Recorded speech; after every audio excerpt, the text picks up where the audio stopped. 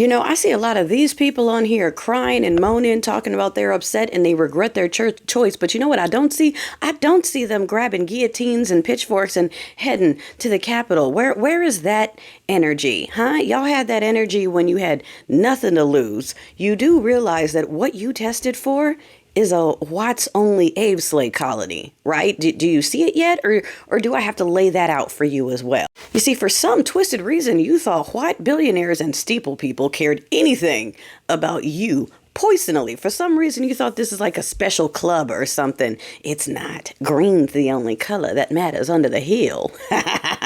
So, while sure, they might scare away all the women and persons of color and diversity, what that means is you will be spending 120 hours a week with other inferior white chads in an office. Yeah, congratulations on that. You will be underpaid, forced to commute. You won't have benefits. You won't be able to afford food. Your kids won't be going to school, and your wife cannot work to bring in supplemental income. So it is all 100% on you, Chad. You can't claim discrimination or blame anything on anyone else because no one else will be there but Chad. Sure, you'll be paying higher taxes and you'll be forced to drive a crappy car made by someone who got rid of all the regulatory boards so they just explode on the street once a day. You never know if it's going to be you.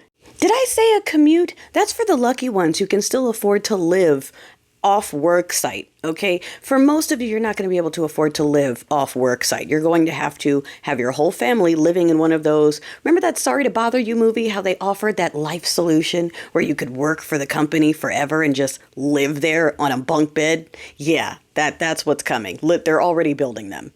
And just for shits and giggles, there will be a taxpayer-funded faith enforcement office that isn't there to make sure that you're a steeple people. No. They're there to make sure that you are not saying anything displeasing about the God King or the Code Daddies, that you are not voicing any displeasure or dissent, you're not planning any sort of rebellion, that you're being obedient, and yes, that you're paying your tithes to him as well, because for those of you who don't know steeple people culture, they want tithes. Tithes are a special tax that's just for pasta's pocket. So not only will you be paying taxes, you'll be paying national required tithes that go directly to that man and his family.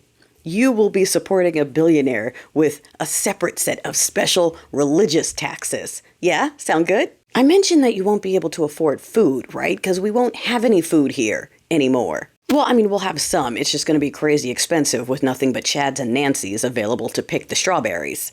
But hey, at least you won't be forced to work in an office where there might be some diversity. And maybe, just maybe, on the rare occasions that you're able to go home and spend 5 minutes awake before you pass out for the next day, you'll get the benefit and the enjoyment of getting to watch the live whoosh from the people who got sent to Bye Bye Island, courtesy of the Udblay Ersty Thay steeple people who love nothing more than to watch other lives end for entertainment. Now, if you watched all this and you're going, why are you smiling? That's not funny. What about the innocent people who didn't ask for this? Like I said, I need you then to wake up your friends. Don't talk to me. We tried to tell you. We're still telling you. You're talking to the wrong person. Go tell your friends. Go shake them awake. Okay? Tell them to go get the guillotine and the tiki torches and whatever else they brought with them to DC last time. They need to do that same energy. Otherwise, sure.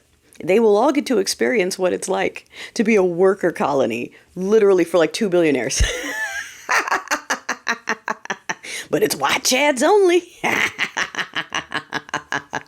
Like, white people are literally about to destroy America based on lies that they chose to believe because that was easier than taking accountability for the fact that A, they didn't research, and B, they're just hateful people. They just didn't like other people. They wanted to harm other people, and they don't even want to admit it still. No, I did it because, no, you didn't. You did it because you wanted to harm other people. It's just like that violin story I said, where the girl picked the bad violin because she didn't want the other girl to get a good gift, and what did she get? She ended up getting the shitty violin. That's why you can't operate your life by trying to harm other people. It just comes back to you. So y'all thought you were punishing all the brown people and you're punishing yourself. We can leave. They don't want us to make more white babies. They want you. It's not funny. It's not funny, especially since remember how I told you back in the day when they had us, they had breeding programs, and that's where terms like mother effer came from. History repeats itself. Get ready, Nancy. And if you don't like that, then I suggest somebody go dust off that guillotine.